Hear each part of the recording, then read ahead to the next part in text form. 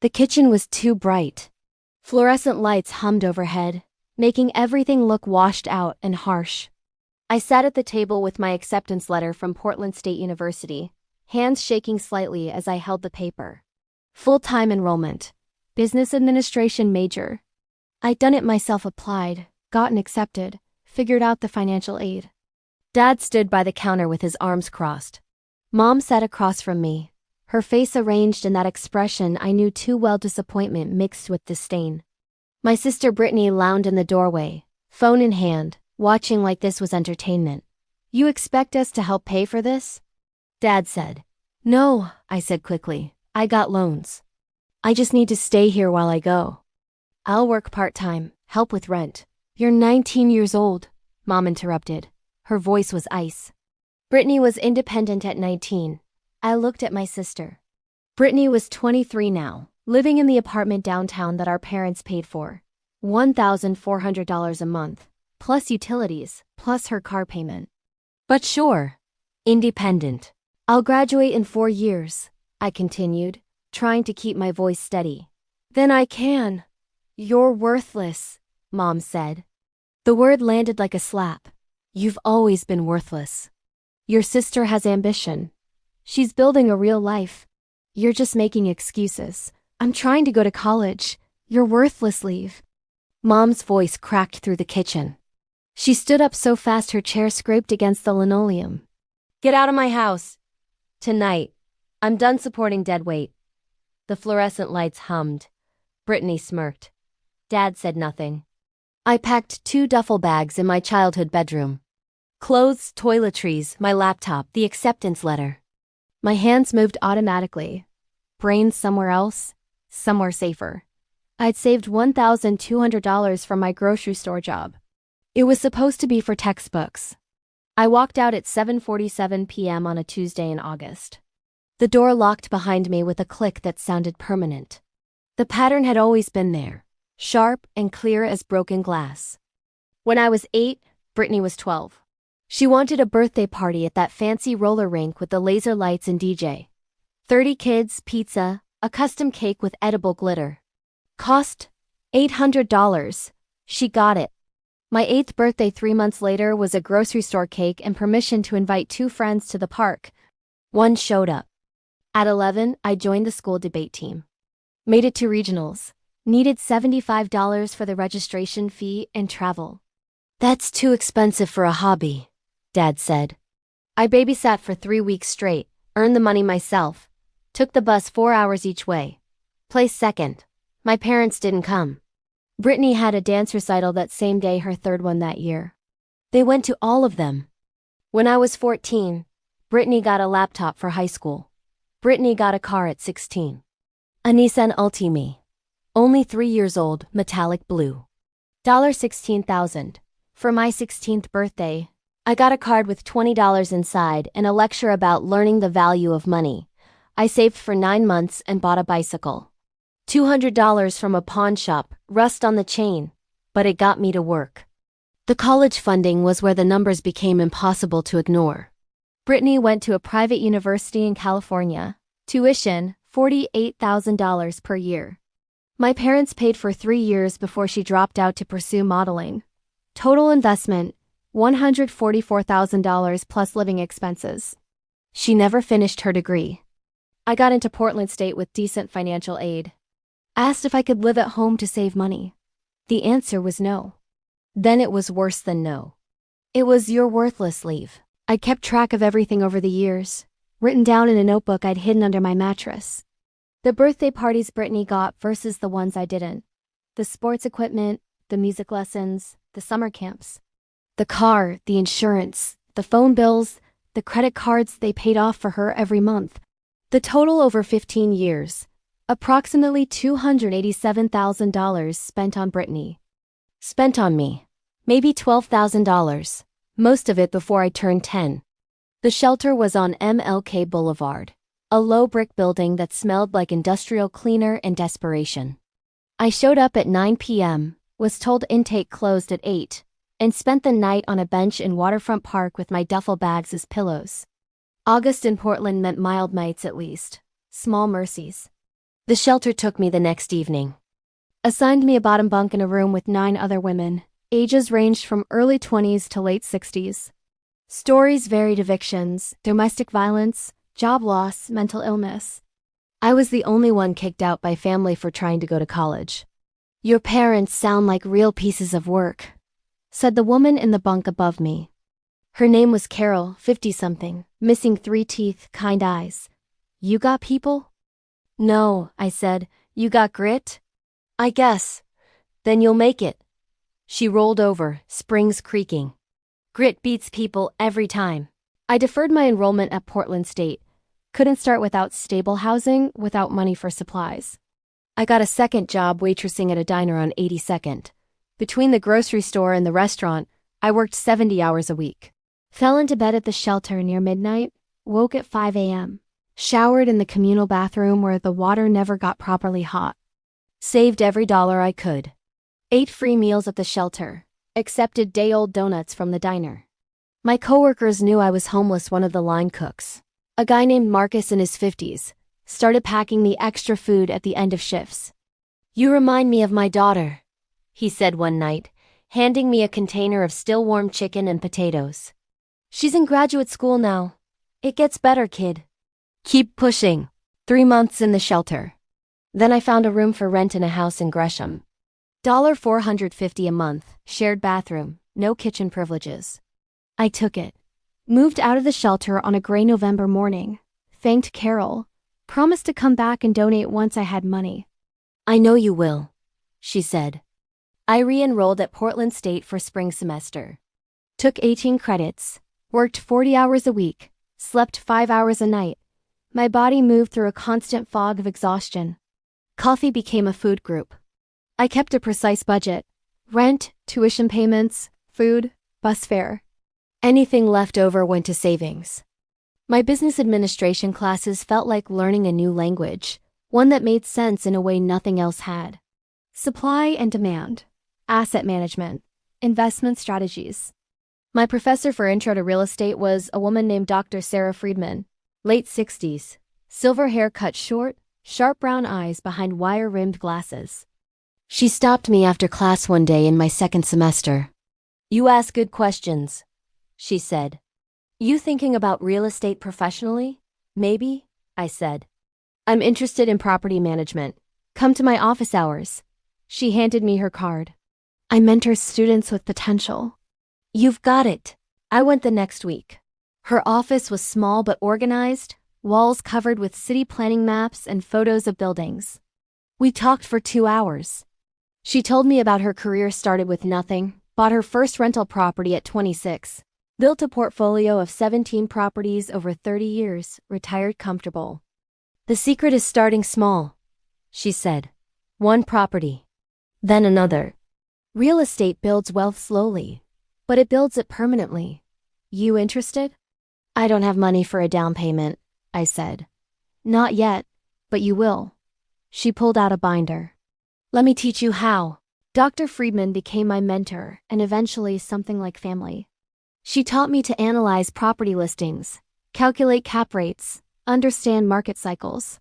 Invited me to Property Management Association meetings where I was the youngest person by 20 years. Connected me with a real estate agent who let me shadow her on weekends. I graduated in 3.5 years with a 3.8 GPA. Got hired immediately by a property management company downtown.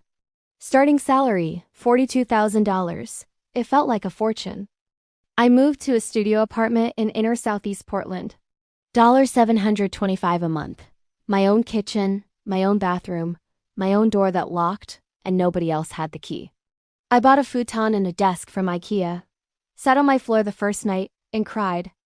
The property management job taught me everything about the operational side. Tenant relations, maintenance coordination, lease agreements, evictions. I worked there for 2 years, saved aggressively, lived on $1,500 a month, and banked the rest. Dr. Friedman called me when I had $35,000 saved. "There's a fourplex in St. John's. Needs work, but it's undervalued. Owners motivated.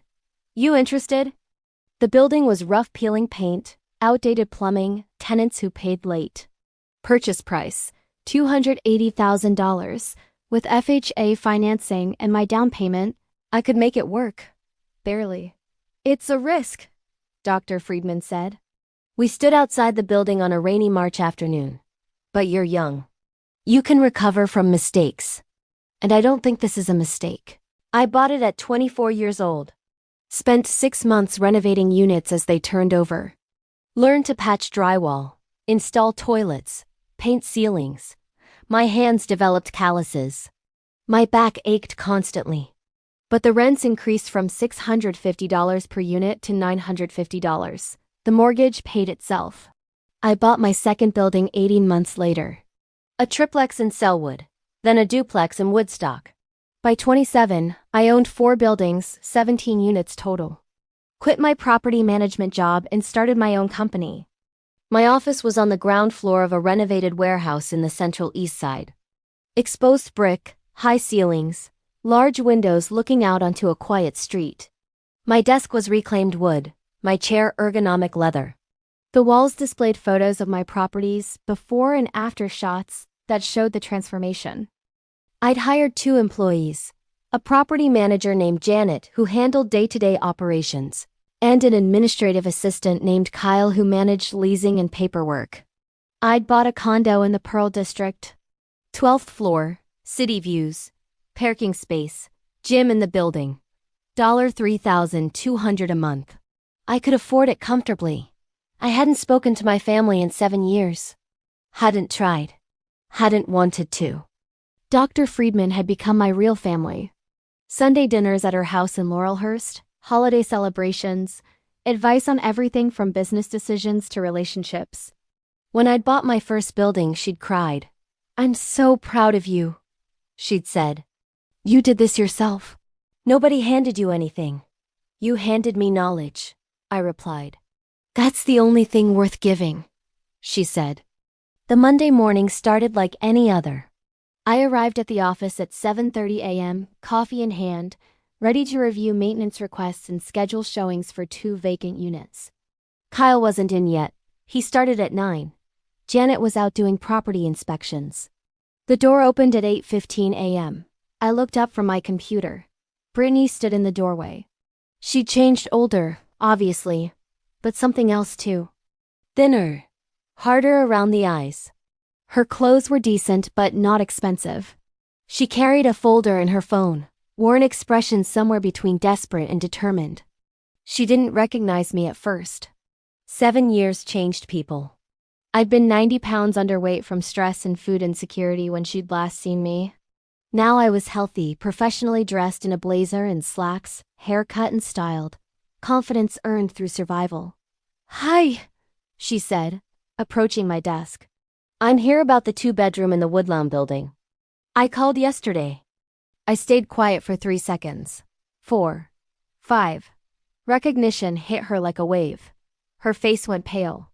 The folder slipped from her hands, papers scattering across the floor. "Emma?" Her voice cracked.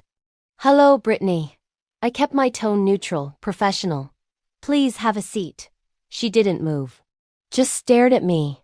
At the office, at the photos on the wall. "This is... You own this company?" "I do."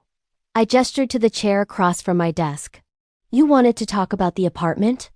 She sat slowly, like her legs couldn't quite hold her. "I had no idea. I didn't know you were. I thought you were ... Worthless?" I finished. The word hung in the air between us. "That's not what I meant," she stammered. "I just we lost track of you." "After you left. After I was thrown out," I corrected. "For trying to go to college." Brittany's hands twisted in her lap. "Mom said you'd probably moved across the country. We figured you were. I don't know ... struggling somewhere. I was. For a while." I opened my laptop, pulled up the listing. "Tell me about your situation. Employment, rental history, credit score." "Emma, can we just... I'm a landlord, you're a potential tenant. Let's keep this professional." My voice was calm but firm. "Unless you prefer to rent elsewhere?" She looked at me for a long moment. Something desperate flickered across her face. "No, I need this apartment. My last landlord is selling the building. I have to be out in 30 days. Everything else in my price range is either too far from my work or already rented. I see. I pulled up the application. Standard requirements. Income at 3 times the rent, clean rental history, credit check, references. The apartment is $1,650 a month. Can you meet the income requirement? I make $4,200 a month at the salon. She worked at a salon. Not modeling then. That had clearly failed. And your credit score? It's not great. Around 620. I made a note. Rental history? 3 years at my current place. Never late on rent. My landlord will confirm. References? Her face crumpled slightly. Can I use my employer? You'll need 3. Employer is 1. Who else? She was quiet. Then almost whispered, Can I use mom and dad? The audacity was breathtaking. Are they also applying to rent from me? No, I just meant as references. Then I'll need references who can speak to your character as a tenant, not as family. I kept my voice level. Do you have anyone else? She looked lost. After a moment, she gave me 2 names, coworkers, presumably. I wrote them down. I'll process your application, I said. Standard timeline is 3 to 5 business days. You'll hear back by Friday. Emma. She leaned forward. I really need this.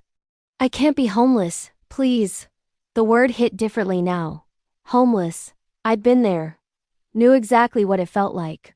Then I suggest making sure your application is complete and accurate, I said. Is there anything else? Our mom and dad? Do you talk to them? No. They don't know you're doing this. This well. I'm aware. She stood up, unsteady. They made mistakes. With you. We all did, but they're struggling now. Dad lost his job 3 years ago. Mom's health is bad.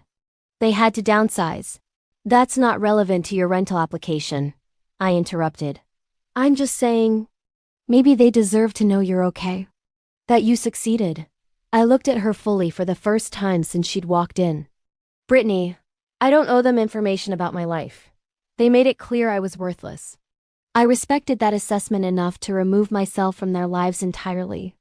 What I've built, I built despite them. Not because of them, and certainly not for them.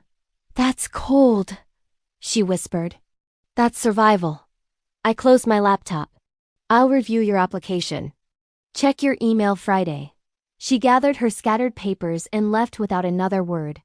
I ran the application properly. No favoritism, no sabotage. Just standard procedure. Her employment checked out. Her current landlord gave a positive reference, rent always on time. Apartment well maintained. Her coworker references were adequate. The credit score was borderline, but acceptable. The income was sufficient. Objectively, she qualified. I sat in my office Thursday evening, her application on my screen, and thought about 19-year-old me sleeping on park benches. Thought about Carol at the shelter telling me I'd make it. Thought about Dr. Friedman teaching me that knowledge was the only thing worth giving. I could reject Brittany. Had grounds barely with the credit score. Could say I found a better applicant, but that would make me like them. Making decisions based on spite and favoritism rather than merit. I approved the application Friday morning. Brittany signed the lease the following Monday. She sat across from me in the same chair, papers spread between us, and signed every page without meeting my eyes. Rent is due on the 1st of each month, I said. Late after the 5th, $50 late fee per day. Maintenance requests go through the online portal. Quiet hours are 10 p.m. to 7 a.m. Any questions? Why did you approve me? She asked quietly. Because you qualified. I slid the keys across the desk. I don't make business decisions based on personal history. You met the requirements, you got the apartment. That's it? That's it. I stood, indicating the meeting was over. Welcome to the building. Your move-in date is October 1st. She took the keys slowly. Emma ... thank you. Don't thank me. Pay your rent on time. She left. I went back to work. Kyle came into my office an hour later. That was your sister? Was it obvious? Janet told me about your family situation. That took guts, treating her like any other applicant. It wasn't guts. It was professionalism. I signed off on a maintenance invoice. She qualified. End of story. But it wasn't the end. Brittany paid her rent on time the first month. And the second. On month 3, she sent a text. Heater isn't working. Submitted request through portal. But wanted to let you know directly. I sent the maintenance team. They fixed it within 4 hours. Month 4, she texted again. Thank you for approving my application. I know I didn't deserve it. I didn't respond. Month 6, a different message. Mom and Dad's house is being foreclosed. They're going to be evicted in March. I thought you should know. I stared at the text for 5 minutes. Then I typed, I hope they find suitable housing. There are resources available through social services. I didn't offer help. Didn't offer one of my units. Didn't offer anything. 3 days later, my mother called. I hadn't blocked the number, hadn't thought I needed to after 7 years of silence. Emma, please, we need help. Her voice was thin, desperate. We're losing the house. We have nowhere to go. Brittany said you own apartments. I do, I said calmly. Can we rent from you, please? We'll pay whatever you charge. We just need. Do you have income at 3 times the rent? Clean rental history? A credit score above 600? Silence. That's what I thought, I said. I'm sorry, but I can't help you. You're our daughter.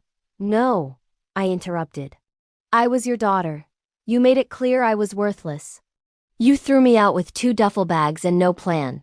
I slept in shelters. I worked 70-hour weeks. I built this life from absolutely nothing. And now you want me to hand you housing because you're struggling? That's not how this works.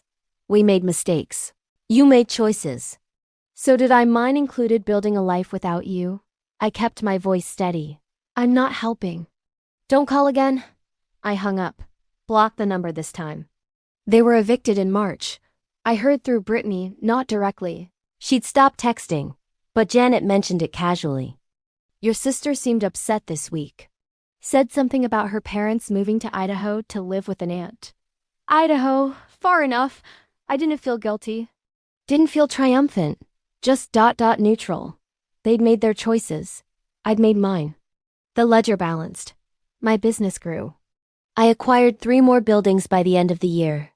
Dr. Friedman and I had dinner at her house in April. She was 80 now, sharp as ever, retired but still consulted on real estate ventures.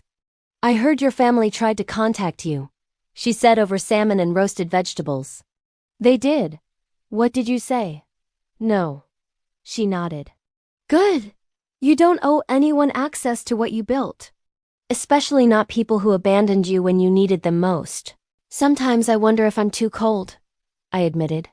If I should have helped somehow. Cold? She laughed. Emma, cold is throwing a teenager out for wanting an education. Cold is spending $287,000 on one child and nothing on another. What you did was set boundaries. That's not cold. That's healthy. She was right. I knew she was right. 7 years and 4 months after sleeping on that park bench, I stood in my condo at sunset. The city glowed below, lights reflecting off the Willamette River. My business was thriving. My properties were full. My life was stable, peaceful mine. I kept the old notebook from my childhood, the one where I tracked the spending disparity. Not as a grudge, but as a reminder. Evidence that I wasn't crazy, that the inequality had been real. But I didn't need to look at it anymore. Brittany still rented from me. Paid on time.